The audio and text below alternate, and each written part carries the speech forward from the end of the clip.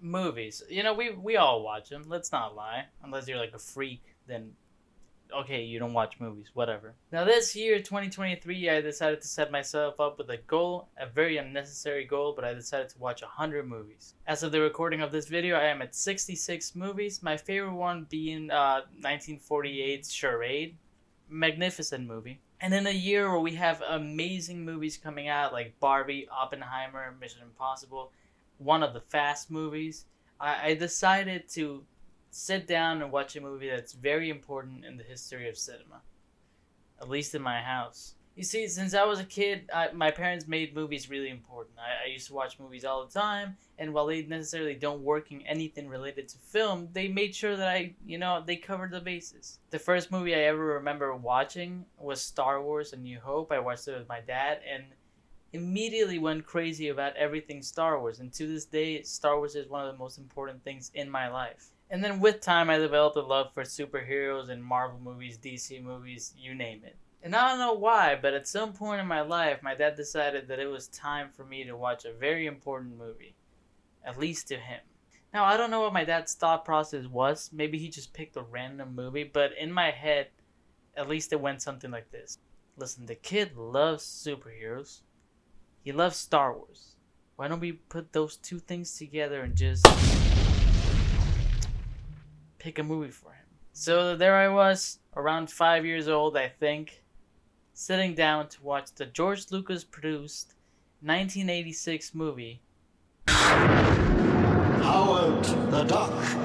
Now, to be totally honest with you, I probably watched like 5 minutes of that movie before I f***ed off and went and like played with my Nintendo or something. But you know, I'm 25 now. I'm a full adult. Frontal lobe, hard as hell. So I decided to sit down and make Howard the Duck one of those 100 movies that I will watch this year. And it's probably the dumbest thing I've ever done, but here's my review.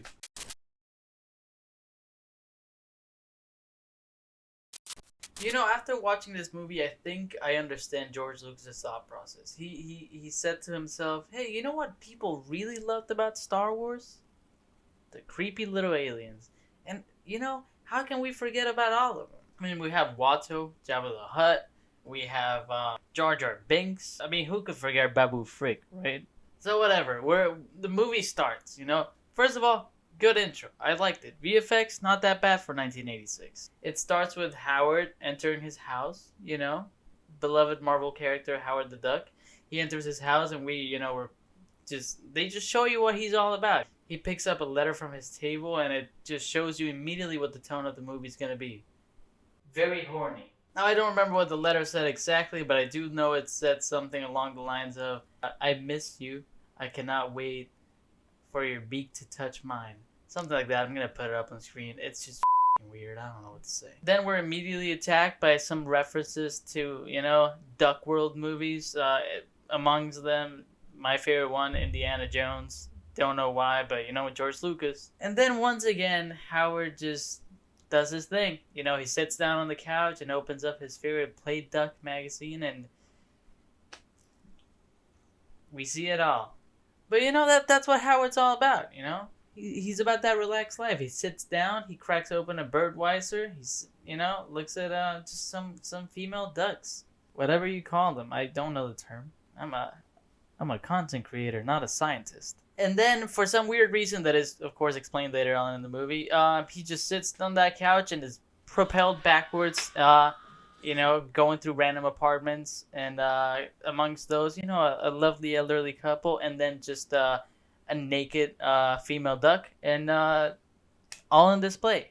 Once again, horniest movie ever. But then we get that beautiful VFX shot that I told you about, Howard floating through space. It's honestly really great, and I liked it. It kind of made me want to do something like that. Not the lady in the bathtub, but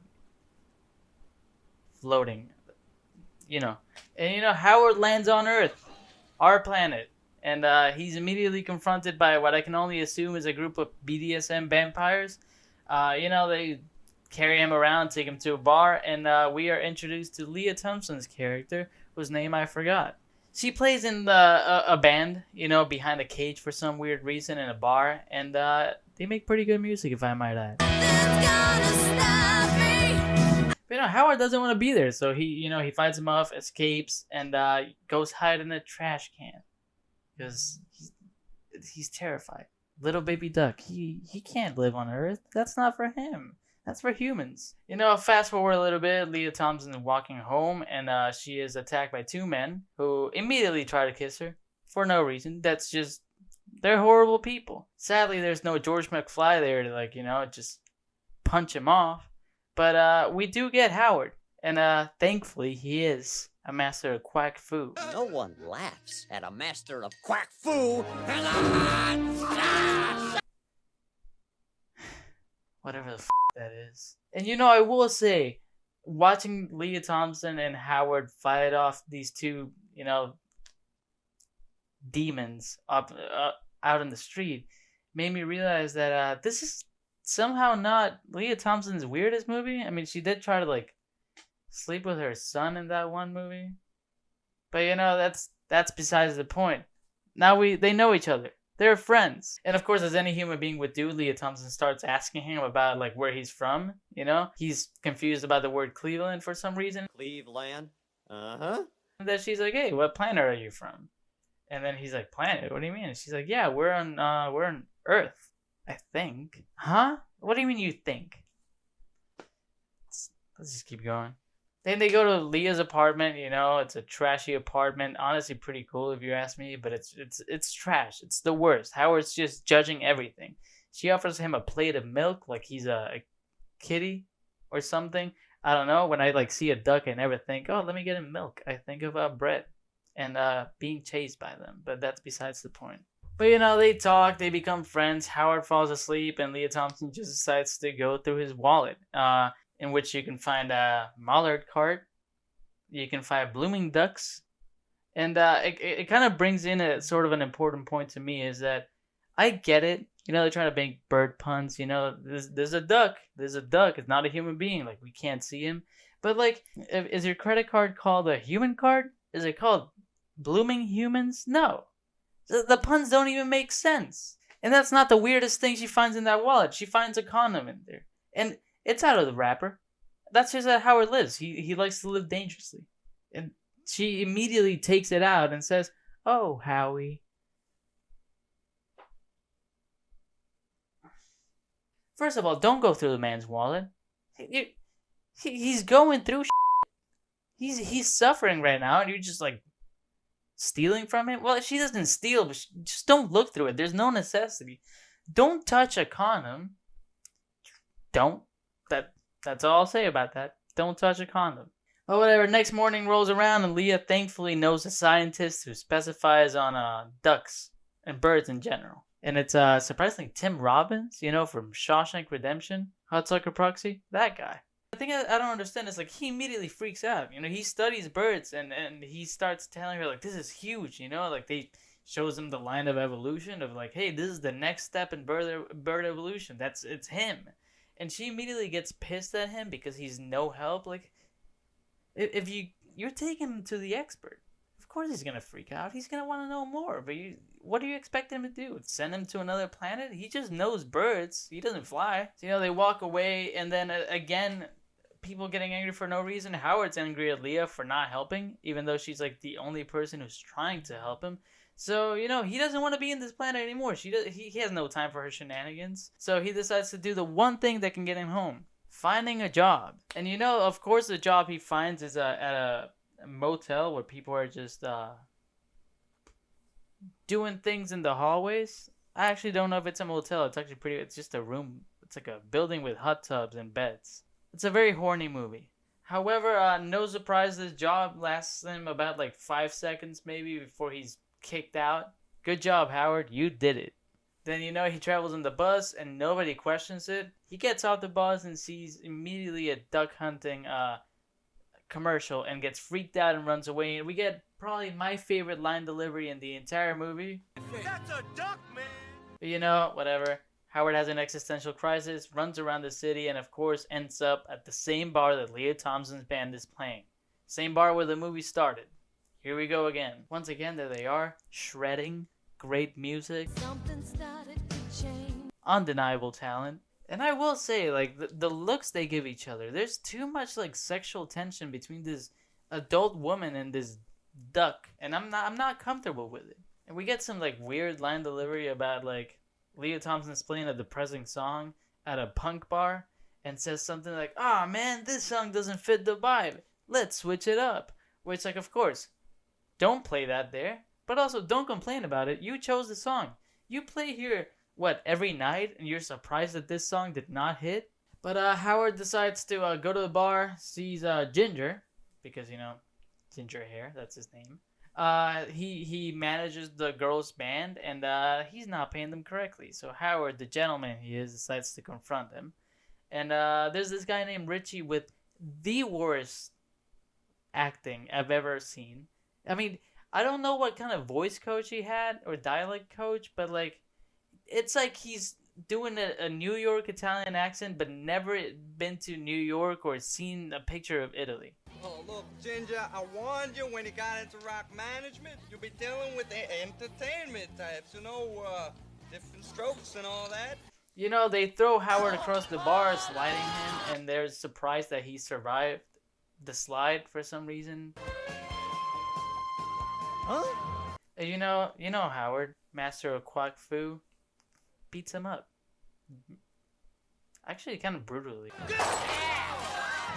I would have been scared. Everyone at the bar stops watching the concert and just concentrates on this massacre over here. Then the drummer of the band says, "I'm running out of sticks to throw at people." Honey, how? You're playing behind a chain link fence. I mean, just the physics of throwing a stick and it going through like the holes of a chain link fence are kind of complicated. But like, hey, I respect you. If you're hitting them, then that's impressive. Stop being a drummer. Go play darts or something. Then they offer Howard pizza. He doesn't like it. He doesn't even know what pizza is, which confuses me because he has beer but not pizza. Maybe it's like an animal product kind of thing, but like still confusing. We get Tim Robbins again, who's like dating one of the coolest people I've ever seen in the band for some reason, even though he's like the biggest dork.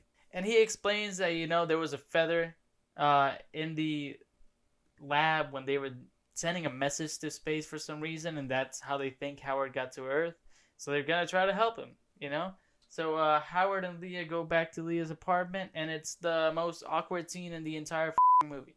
I mean, like, she's like trying to seduce him, and they get in bed together. She's just wearing underwear. That's it. And you know, he's like, "Hey, I've grown quite fond of the human figure, and let's try this out."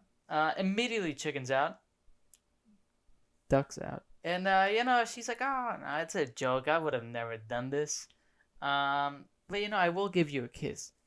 As if that's better. That doesn't fix anything. It's an animal. And then of course, Tim Robbins and two other government scientists walk into the apartment without knocking, and just see the silhouette of Lea kissing the duck. And I would have ran away. For some reason, they decide, hey, it's weird, like whatever. But whatever. They tell Howard that they can send them back home. They think they can do it. They're doing another test. So hey, let's go to the lab. However, what if we split up? You know, what if like you just don't ride with the scientists? You know, I'm just so confused. Like, why is this so horny? Like, Leah's telling him like it's like they've been sleeping together for a year. Like, she's gonna miss him so much after knowing him for like 6 hours. But whatever, they get to the lab, and apparently they tried to do the laser test again, and then something went wrong. Big explosion.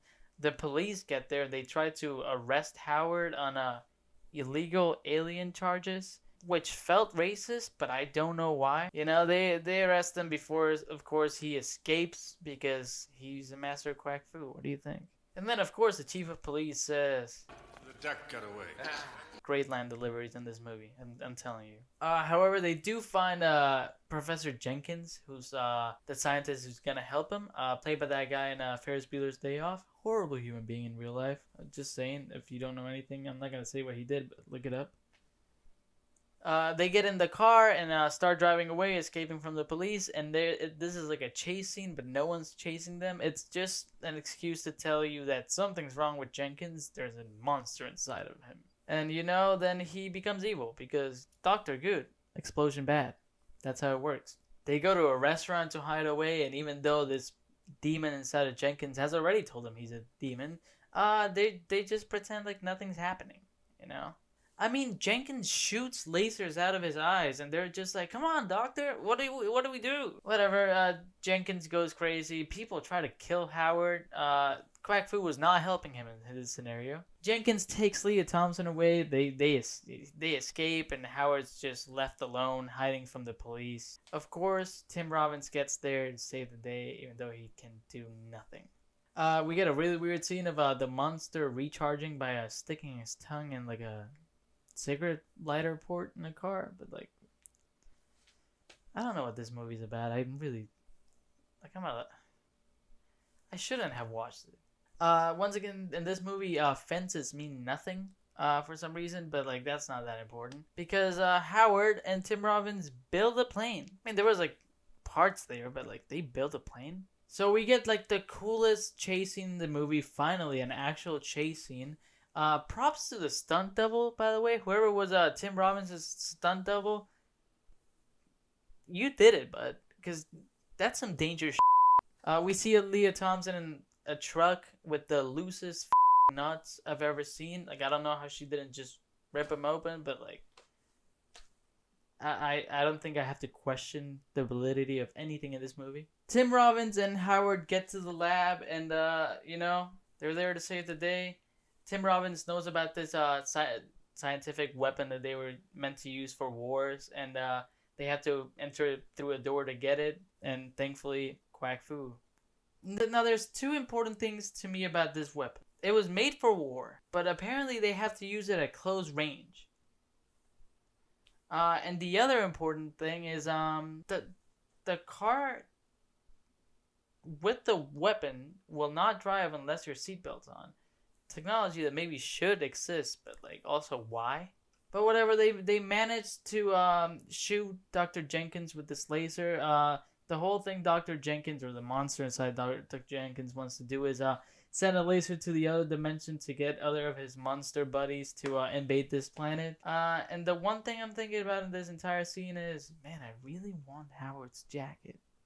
It's really expensive though, so I could not buy it. However, that's besides the point. They shoot Jenkins. Howard says the classic line, "Guys, you're gonna want to see this." And if you were maybe doubting the fact that George Lucas produced this, we get the Rancor. I mean, sick VFX. Stop motion? Great. I will say, however, it doesn't feel outdated. It doesn't look realistic, but it looks pretty cool if you ask me. Like, I put that in my movies. Very intense scene. Howard is not giving up. He is gonna kill this monster. I will say that. And throughout this entire process, there's a very polite computer. Thank you, Dr. Jennings. And that's refreshing. You know, I wish my computer was like that. But right before the timer runs out and the monsters from the other dimension get to Earth, Howard decides to sacrifice his only way home and explode the laser, finally saving the day. It means Howard won't be able to go home. He'll have to stay with Lea. And I know that's something he did not want to do. So it must be really sad. But you know, big explosion. Howard is nowhere to be seen, and they find him under some rubble, and Lea Thompson immediately just gives up. I don't know where you are now, but I hope you're happy you're there. Yeah, he's dead. Man, I hope wherever you go, you do great things. And however, you know, Howard makes a dumb joke, come back to life. Tim Robbins laughs, and that's definitely not his laugh. I don't know whose it is. And you know, this is a movie in '86, so of course they have to end it with a concert. Lea Thompson's band is now world famous, and I'm only guessing that's the fact because Howard's their manager. And they sing a song about Howard. That's it. Now, this is the only song in the movie I do not like. It's cheesy as hell. Once again, horny. Why? She's like singing about this duck like she wants to sleep with him. Tim Robbins is also there, which begs the question, why did he quit being a scientist for this band? I mean, like, he was a damn good scientist. I would think that after seeing that he could send someone to space, giant monster, talking duck, he would like be like the best scientist ever. But no, now he works with the band, you know? Good song keeps playing. It's a long ass song. Good guitar solo though by the duck. and immediately Tim Robbins is in the audience for some reason. I'm just being nitpicky because there's just so many weird things in this movie. Lea Thompson plays a guitar solo with her mouth, not touching the guitar at all, but that's the conclusion of the movie. Song ends, they go to the side, it looks like Lea Thompson and Howard are gonna kiss again, and credits roll. Now if you wanna ask me how I feel about the movie, honestly, it's not a good movie. Like, it's honestly not a good movie, but it's a good time. I mean, if you can put aside the fact that it's not going to be a good movie, I'm sure you'll have a good time at least. Like, it's fun. It's weird. Like, it'll keep you engaged. So yeah, I give it a 2.5 out of 5 stars on Letterboxd. I couldn't give it any more. I could not do that. I'm a film student, which means absolutely nothing, but I watched so many more good movies this year that Howard the Duck, as fun as it was, could not get more than 2.5 stars. Now, I do want to say I understand why my dad wanted to show me this movie, as weird as it is and definitely not appropriate for children. It's a fun time. If you're bored, drunk, hanging out with friends, I recommend watching it. You'll kill like an hour and a half of your time. And yeah, that's like my weird first type of video like this. Hopefully you liked it. Thanks for watching. Have a good day, and before we end this thing, we're gonna go to our sponsors. Take it away. Yeah, listen, I don't know if you expected us to actually have a sponsor, which is great, thank you. We do have merch though. And you might be thinking you guys only have 3 videos, why do you have merch? This is like our second account, like our actual account for what we do. Like, if we want to post cool content, we have a podcast called Color Break about comic books and sometimes movies that we post on the Crossover Comics YouTube account. We also have a show called Memory Card with Nerd Initiative. We have a lot of things. So yeah, I mean, the merch is great. I'll show you right now what it looks like. Go buy it if you want. It's just, we like clothes. That's why we made it. And yeah, thanks for watching this video. It meant a lot. And I guess you can expect me to be wearing this sweater in the next video. So